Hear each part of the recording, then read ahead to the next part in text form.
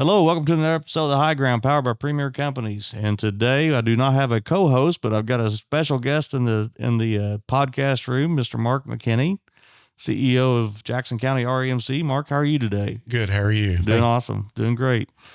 Well, and even though we don't have my co-host with us, Jeff is down at the Southwestern Fertilizer Conference, but we still got to do the question of the day. And the question of the day is, what trip is on your bucket list that you haven't taken yet, and why haven't you? A trip that's on my bucket list would be... Well, what is something, I guess? Could be a trip, I guess. It is a trip. All right. So that trip would be to go out and see Yellowstone. Oh. And then possibly head on down to the Grand Canyon and then see everything that's in between from Brownstown all the way out there and back. I'd like to do that. And the only thing keeping me from doing it is taking time to do it. That's it.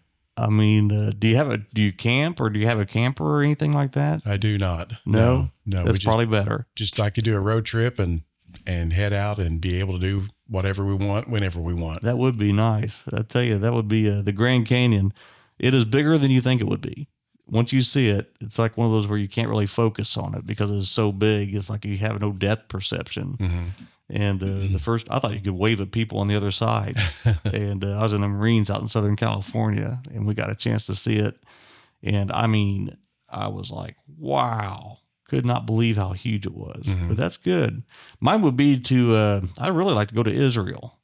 But obviously what's keeping me now, probably beforehand, was just the time and the expense. But not a very safe place to be at the moment. But I would like to go over there and kind of just see all the history and the biblical history, of course, and everything. But that would be a bucket list item for me. Okay. But so slowly kind of checking a few places off. But I think you just got to take vacation and go do it sometime, Mark. That's right. Well, tell us a little bit about yourself. What you're CEO, and tell us how you kind of got there, your career path and journey, and then we'll talk a little bit about REMC. Okay. Well, my name is Mark McKinney. I'm the CEO of Jackson County REMC. I am married to my wife, Joyce, who was my high school sweetheart, who went to school in Brownstown. I grew up in Seymour. We have 3 kids. We have 4 grandkids and another grandkid on the way. Awesome. So we're looking forward to that. Good deal. Started out my career working for Motorola up in Chicago, Illinois, and then working for Motorola in Lafayette, Indiana. And my wife and I decided we'd like to get back home. We had 2 small kids, and we were up there without any family, and we just wanted to get back home. Oh, yeah, because you guys were in the city? We were in Lafayette. Okay. Yeah, so REMC offered me a job as a meter man in the meter shop. And so 30 years ago, I took that offer and fixing them or checking them? Testing and repairing and installing. And so we took that opportunity and we moved back home, which is the greatest thing we've done. And had an opportunity to work in the operations and engineering department to oversee all the automated distribution equipment that we have and put in an automatic meter reading system to get away from members self-reading their meters and filling out a postcode. We used to have to, you'd send your bill in and somebody have to go check the meter. Right. And then you would write in how much, and that was how we checked it. That's right. So we put the automatic meter reading system in. And then a few years later, I had an opportunity to go work with Jed Wheatley as a project manager. Jed was the CEO at that time, and I worked with him for several years. And then when he retired, I put my name in the hat and I was offered the job. In the meantime, I went back to school, got a master's degree and a bachelor's degree from Purdue. Good. And that put me in a position to at least be eligible to apply. And they offered me the job 11 years ago, and I've been the CEO since. Well, good deal. That is, well, tell us a little bit. That's a very interesting career path. You've done about everything then at the REMC. Was you ever a lineman? I never was a lineman, but just like the lineman, I did have to wear FR green. We called them the greens. They were the green uniforms. So some of the people there are fewer each year that knew me when I was in the meter shop, but there's still a handful around that do, and they still know me just as Mark. Yep. So tell us a little bit about a rural electric cooperative and what that is. Okay. Well, first of all, rural electric cooperatives are member owned, not for profit, and local control. What I mean by local control is we have a board of directors that are members as well, and they're elected by the membership. But back in the 1930s, about 90% of rural America did not have access to electricity. Wow. And then in 1935, President Roosevelt created Rural Electrification Administration, or they called them the REA. And the REA provided low interest loans to local communities to start developing an electric cooperative. And I remember my wife's grandmother telling the story when she was young, they were going knocking door to door to try to collect $5 in your membership fee so they could start raising some capital for the co-op. And since then, there are about 600, How many? 900 different cooperatives around the country. Electric cooperatives serving 42 million people. I'm going to make a note. That's interesting. And like many co-ops, just like Jackson County REMC has done, they've undertaken a broadband project to provide fiber optic broadband to their members. Similar to back in the 30s when the investor-owned utilities did not see an opportunity for their investment to return revenue, to build out in the rural areas. That's a similar story we have today with fiber optic broadband expansion. And so the co-ops have stepped up all across the country and started serving fiber optic broadband to their members. Which kind of makes sense because you've already got the infrastructure, right? I mean, you've got the poles, you've got a kind of a service. There's different people, but now you're on the same poles. So you put the fiber optic lines on the same poles for the most part. Absolutely. Yeah. So we're able to leverage that electric plant investment that's already in place and then just hang our fiber optic cable on that. And within our service territory, we've been able to provide service to almost all of our members. By the end of this fall, there's a section in Jennings County where we have yet to complete, but by the end of this year, every member in Jackson County RMC service territory will have access to fiber. That's an amazing accomplishment. Did that pretty quickly too, right? I mean, just within a few years. So the first member we connected was May of 2018. And today we have 13,300 members connected. That's it's pretty neat that we went from not that long ago to not having power across 90% of the rural America, and now we're hooking up high speed internet, going for power distribution and to high speed internet. So you and I were kind of texting a little bit some time back, and just all the challenges about keeping power on in rural communities whenever storms come through and things like that. Can you kind of tell us a little bit about, it seems like, I'll kind of give a short story. I mean, there's been a lot of times I used to do some light travel across Ohio and northern Indiana, and I'd find myself out of the territory a little bit, and maybe there was something happened. I mean, we had a few issues. One time a pole got crossways, or I forget what happened, but I mean, the service team was out there so quickly, and I mean, they had to come all the way from Brownstown, which isn't that far, but I was just amazed that they could get out and get repairs done that quickly. What all's involved with kind of keeping that many folks and equipment on staff, I guess, to keep power on? Yeah, there are a lot of different challenges. I didn't mention that we have 25,300 electric accounts. 25,300. We serve parts of 10 counties, 2,900 miles of power line, 2,400 miles of fiber optic cable. But to answer your question, some of the challenges we occur, basically, you look in the rural areas, just some of the terrain that we serve. You have river bottoms through Jackson County. You have hills and hollers in Lawrence and Washington County. Yeah. And then a lot of trees. Trees are our number one thing, and we spend a lot of money every year to maintain our right-of-way. But even though we do a clearing of 20 feet on each side of our power line, that doesn't stop a 100-foot dead ash tree from falling down, taking the power out. Well, that's had to be a problem in the last 10, 15 years. It has been. That's probably been our number one problem, these dead ash trees. But trees are our number one issue as far as the causes of outages. Okay. But we're used to that. And we have a dedicated team of employees that when a storm rolls through, they rally together and they come in and then we just get it done. And at sometimes probably go help other communities. We have sent other crews to help other co-ops around. There's a mutual aid agreement with the statewide association in Indiana to where if we have some crews available that can be freed up to head to whatever co-op. There are 38 co-ops in Indiana, electric co-ops. And so that opportunity exists to go help. But our footprint is so big in southern Indiana, pretty much anything south of Indianapolis is going to hit us, it seems like. Yeah. And we've had 4 major storms already this year. And I give credit to the money we spend on a right-of-way, $3-4 million a year to maintain our right-of-way. We do a 4-year trim cycle. And that's where a crew comes in and just kind of gives the trees a haircut. Correct. Try to get things away from the power line. Right. So they'll come in and do whatever. We actually, speaking of that, we used a helicopter for the first time down around the Leesville area to go through and trim the right of way. I'll be darned. But yeah, we do a 4-year trim cycle, then come back in the next year and spray. But that right of way program, one, it allows our guys to get to the down line or something easier. They don't have to fight their way to get there. Our distribution automation that we've invested in allows us to get the power on quicker when we have the opportunity to either switch a line to feed it from a different direction or a different substation versus having a man come in, roll a truck and get down to the location and identify it. We can do some of that from the office. So how does that, so if there's an outage, you can actually move the power around? Yes. So let's say a transmission line goes out and the next substation to it is still on. We can tie that substation together through our distribution network and then get the lights back on for those people until the transmission line is repaired. And then we'll switch it back to normal.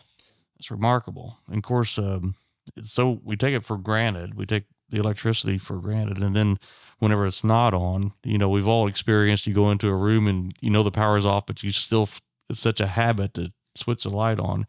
But farmers, power is so important because with livestock, we have so much, of course, with our hog barns and chicken houses, turkey houses, and all the livestock.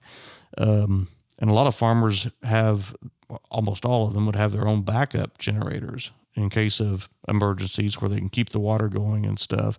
What's some of the watch outs that people should be aware of that do have backup generators? And I know I was on the website, so it's kind of a leading question, but for folks that are going to install some sort of backup generation power system, what do they need to do first?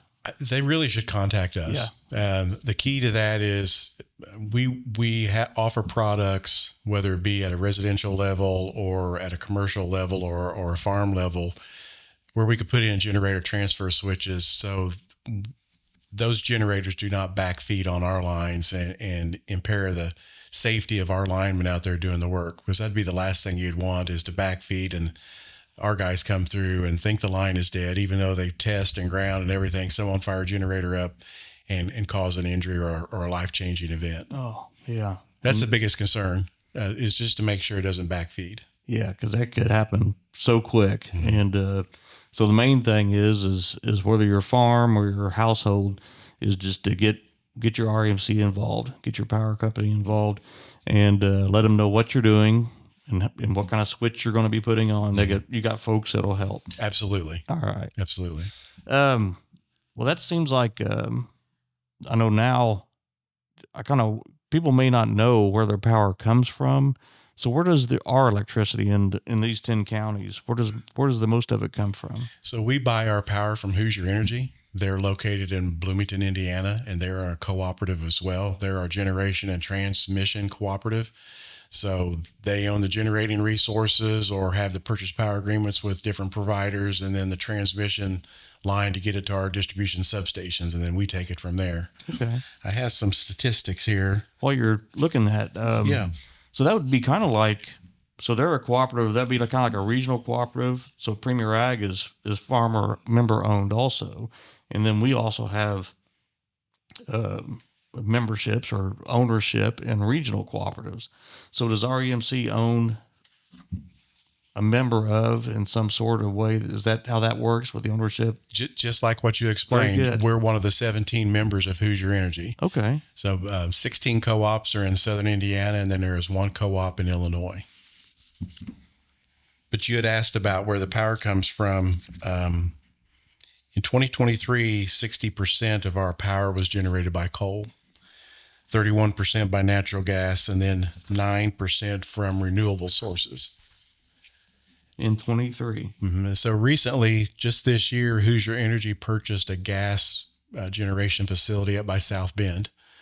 And they're also in a purchase power agreement with a nuclear power plant called Palisades in Michigan that's getting restarted. It's one of the first nuclear sites that was shut down, and now through the federal government with some help there, they're going to restart that nuclear power plant. And so it's projected by 2030, 51% of our power will be generated by natural gas. 35% of our power will be generated by nuclear, 9% renewables, and only 5% will be generated with coal. And the biggest increase then, of course, will be the natural gas and nuclear. Correct. Right. Correct. It'll be the biggest portion of the portfolio that Hoosier Energy, when they sell us the power that is generated by.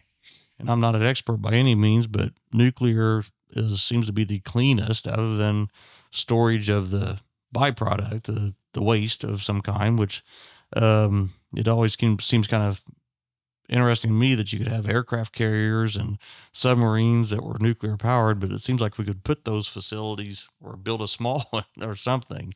But I didn't know that we were getting ready to start one back up. Yes. So the new term is called an SMR. It's a small modular reactor. So they're looking at small, like you're talking about, that may be on a battleship, small 10, 15, 20 megawatt nuclear power plants, about the size of a semi-trailer. Yeah. They can park it next to a substation. Doesn't require water to cool, pretty much self-contained. Some of them could even be buried underground. And so that technology, Indiana's legislator just passed a bill and signed into law this year to help promote that development in the state of Indiana. At our Hoosier Energy board meeting yesterday, if you were to start today, it'll probably be 10 years before one of those things come online. 10 years. Mm-hmm. You would think they would kind of have those already, but I guess those would be military. How much power would one of those, get kind of in the scope of a county, like a 20 megawatts, or how much area, I guess, would one cover, depending on the usage, obviously, but a lot of our substations are around 20 megawatts. Wow. And so, while they're not all fully loaded, you're looking at a few thousand homes that are That's connected amazing. to that. So I would say easily a few thousand homes could be powered by that. And I really like the idea of how in 2030 it's just going to be shifting around a lot, and that the renewables. I was kind of surprised it was 9% was that high in Indiana, because we don't really have a good area for sun. We're not like Southern California, Right? And we don't have it blows. The wind blows a lot, but it seems like it comes through in a thunderstorm, and then it's down to 3 or 4 miles an hour again, unless we're trying to spray, of course, and then it's 20 miles an hour. But do you not see a lot of path forward for solar or wind to increase in renewables? I don't know. That's kind of an opinion, really. Yeah, the 9% we have are typically through purchase power agreements where we're buying them from a wind farm like in northern Indiana or northern Illinois, or a solar project somewhere. Not that we generated here. Correct. So it's typically through purchase power agreements. There is a place for renewables, whether it be solar or wind. Solar or wind are considered intermittent sources. They are not sense. They're not going to replace base load like natural gas, nuclear, or coal that's running 24/7. But I think as battery technologies develop, I think you'll see more opportunities for the batteries to store those intermittent generation facilities, and then utilize those during the time when the sun's not shining or the wind's not blowing. That's interesting. I never thought about, it's intermittent compared to the consistency of natural gas, which, as we have, we're trying to, all of our Country Mark fuel energy comes out of Southern Illinois and out through that way. So it's all domestic produced. I think a byproduct of that is natural gas. So how do you, I want to make sure I asked one of these questions. How do you balance just keeping electricity affordable and plentiful, and balance that with investing in the infrastructure to keep all that together? How do you, that seems like that's got to be a pretty fine line every year to walk. That's a great question. The example I give is a mile of line is a mile of line, whether it's in rural Indiana or Seymour, Indiana. It doesn't care. Yeah. That cost for that mile of overhead line is about $100,000. And so we spread that cost over 8 members per mile, where in the urban areas, they may have 40 people per mile. Wow. So you can see how cost plays a role in everything we do, because there are only so many people you could spread that cost over. I get asked all the time, well, why don't you just put all your power lines underground? That would eliminate all the outages and you wouldn't have any issues with trees. That's true, but how much do those 8 members per mile want to pay? So while I mentioned an overhead line is about 100,000 a mile, an underground line can be anywhere from 2 to 3 times that per mile. And so that seems like a quick and easy fix, but then you have to ask those 8 members per mile. Now you need to convert your overhead service to connect to our underground service. So there's also going to be cost associated with that. It's not that simple. It's not that simple. It's just a math problem, isn't it? It really is. And then obviously you're like the rest of us. You try to find good people. And I have a good friend of mine that's he's a CEO of another Orange County REMC. And he said that if I'll get it wrong, so I'm not going to attribute it directly to him, but basically whenever someone's interviewing for a lineman position, if they ask how much it pays, that's probably the wrong person. A lineman is a special type of person. So tell us how you find good employees and how do you source those and where would one start, I guess? So, we've been very fortunate to not really have some of the issues that other co-ops have had across the state, more in the urban zones than anything. But I think Jackson County RMC has a good reputation for being a good employer, and we do not have an issue getting applicants for openings. Good. You mentioned linemen. All the linemen we hire are pretty much local, so they stay. Good. And you're right. If they're coming in for the pay, while the pay is very good, you got to be prepared for a day like today when it's 90 degrees and 95% humidity, or a day when it's 0 degrees and 20 mile, 30 mile an hour winds. So there's more to it. You're right. They're a different breed of cat. Yeah. But that's what they love. And while money does play a role, it's not in everything. So I think the fact that we offer a culture that's family friendly and an opportunity for people to have advancements. We don't have a lot of layers to move up and down in our organization, but we do have layers. And if you do your time and you do what's needed to get it, you need to be prepared for when those opportunities present themselves. That sounds similar to Premier Ag at Premier Companies. As got to remember, we're not just an agronomy company. We've got Premier Energy also, but there may not be a lot of layers for advancement, but we try to make it a place where you can expand what you do. Yes. You can always learn and get involved in other parts of the company, especially parts of your division, certainly. Mm-hmm. So, and technology plays a role in that too, because technology, like I mentioned, members read their meters when I started to today where we can get a meter reading within a few seconds. So being able to put yourself and pick up those additional responsibilities as technology changes, and technology affects every employee at the co-op. Everyone, that's correct. Well, are there any other topics that you'd like to make sure we cover? Because I know one thing, I was telling my wife that I was going to be talking with you today in the REMC, and she goes, boy, they do a good job, and it's funny, the different experiences. One person thinks is power to the farm, and another homeowner might think is their internet service. So it's kind of neat, the different niches, I guess, that you all feel. Yeah. You had mentioned member satisfaction. Yeah. And one of the things that Hoosier Energy does for its member co-ops is do a customer satisfaction survey every 2 years. And so they do that survey, and the last one they did was in 2023, and we scored an 85 out of 100. And the Hoosier Energy average between all 17 member co-ops was 81. Great. The investor-owned utilities averaged 72. So I think one of the other differences is our core mission is to serve our members. It is not, while we do have to generate margins, that's not the whole focus to please shareholders. Our focus is to serve our membership. And I think that shows in some of these scores when you compare a co-op to an investor-owned utility, just a different focus on why we exist. It is different when you've got a board member that that you can find out more, you've got a board member that you can kind of question, and he can explain things, so you've got this your board out there similar to ours. And so you have representation, not necessarily representation, but you have a representative for the community that's leading the company. And that's a neat structure. We have a great board. We have 9 directors that for each of the 9 districts in our service territory.